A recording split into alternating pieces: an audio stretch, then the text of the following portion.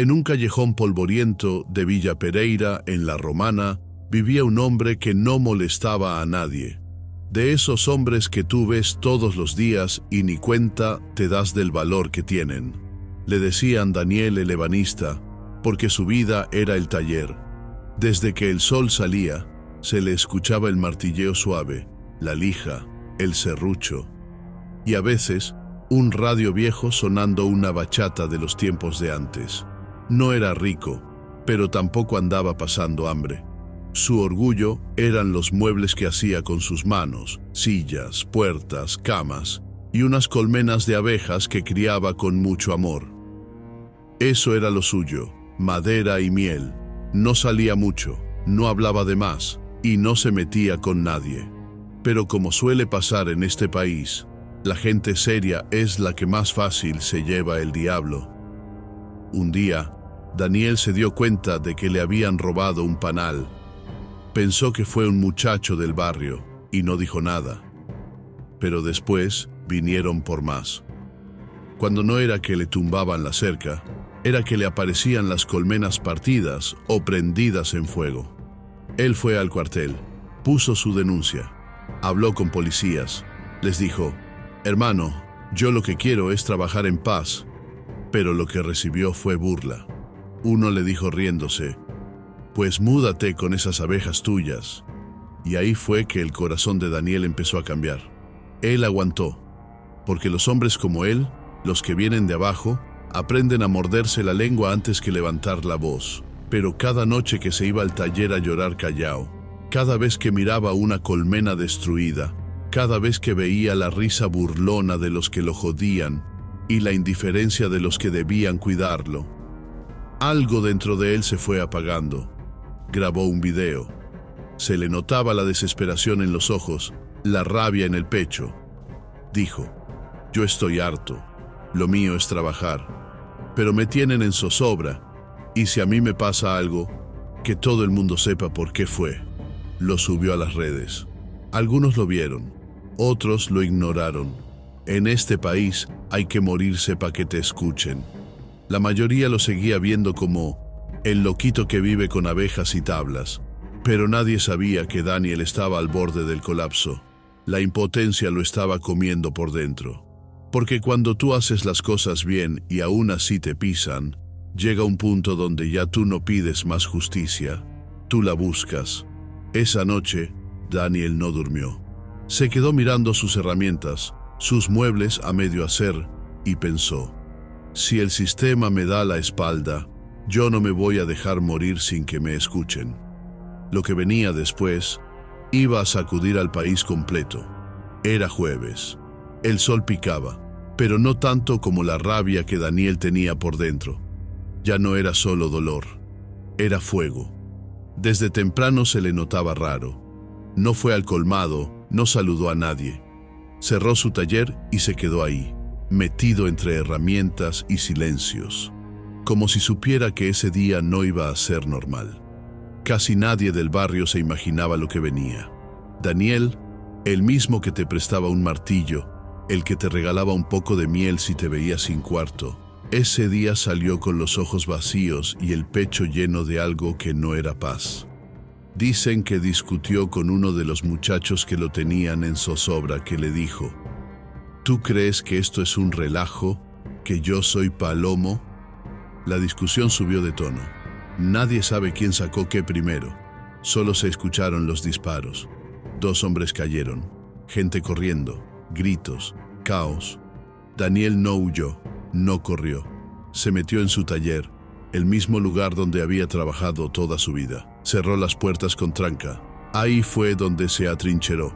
En menos de media hora, la policía llegó con todo: patrullas, armas largas, drones, SWAT. El callejón de Guaymate parecía una zona de guerra. Gente grabando desde las ventanas, otros llorando, otros confundidos. ¿Ese es Daniel, el ebanista, el que no se metía con nadie? Pero sí, era él, el mismo que había pedido ayuda por meses, el mismo que fue ignorado, el mismo que fue empujado hasta el borde. La tensión se sentía en el aire. Daniel no hablaba, Solo disparaba si alguien intentaba entrar. Sabía que ese día podía morir, pero también sabía que ese era el único día en que lo iban a escuchar. Durante el intercambio de fuego, varios policías cayeron heridos, y un segundo teniente, murió. Ese fue el punto de no retorno. Del otro lado, la policía gritaba con megáfonos. Lo llamaban por su nombre. Le pedían que se entregara. Pero Daniel no respondía. Ya él había tomado su decisión. Si ese era su último día, no se iba a ir como cobarde. No se iba a ir sin dejar claro que la justicia que se niega se cobra con dolor. Los vecinos grababan. Algunos lloraban. Otros, en silencio, lo entendían. Él no era malo. Solo lo empujaron demasiado, dijo un señor mayor entre lágrimas. Y tenían razón. Después de más de 7 horas de tensión, los SWAT entraron con fuerza. Bombas lacrimógenas, disparos por todos lados. Y en medio del humo y la madera rota, Daniel cayó. No dijo ni una palabra. No pidió clemencia. Solo cayó, con la misma dignidad con la que había vivido. Ese día la Romana no durmió, las redes ardieron, el país entero habló del ebanista que se hartó, y mientras algunos lo llamaban loco o asesino, otros lo llamaron mártir, porque lo que Daniel hizo, con todo y su consecuencia, no fue por maldad. Fue el grito desesperado de un hombre bueno, que nadie quiso escuchar. El cuerpo de Daniel fue sacado en una camilla, cubierto con una sábana blanca. Los policías tenían la cara dura, pero algunos no podían esconder la tristeza en los ojos, no por el operativo, sino por el hombre que cayó, porque muchos sabían que eso se pudo evitar. El barrio entero estaba paralizado. Ni los colmadones sonaban, ni los niños salieron a jugar. Ese viernes, Villa Pereira lloró en silencio. El ebanista se había ido. Los periódicos salieron con titulares fuertes. Hombre mata a 2 y se atrinchera en su taller. Cae abatido artesano tras enfrentamiento con la policía. Pero ninguno decía la historia completa. Ninguno hablaba de las colmenas robadas, de las veces que Daniel fue al cuartel y lo devolvieron como si nada, de las noches que lloró sin hacer bulla, del video que subió pidiendo ayuda y que se hizo viral, después que murió. La gente del barrio no tardó en hablar. A él lo mató el abandono. La justicia lo dejó solo.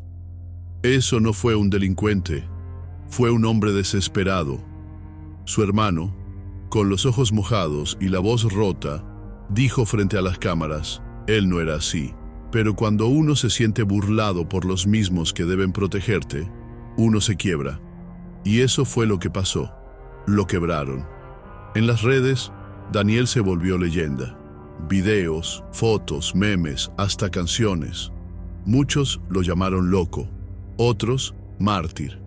Pero lo cierto es que el pueblo lo sintió suyo, porque en el fondo, todos conocían a un Daniel, un hombre trabajador, un padre que se faja y nadie lo valora, un vecino bueno que el sistema ignora, un dominicano más, de los que dan hasta lo que no tienen, y cuando piden ayuda, se la niegan. Hoy su taller está cerrado, la sierra está en silencio, pero en ese callejón humilde, la gente no lo olvida. Cada vez que alguien pasa por allí, lo señala y dice, ahí fue donde cayó el ebanista, el que no era malo, pero se cansó de aguantar. Y aunque su historia terminó en tragedia, su voz sigue viva, porque Daniel no murió por matar, murió por hablar y no ser escuchado. Y tal vez, solo tal vez, su grito sirva para que otros como él no tengan que llegar tan lejos para que los vean.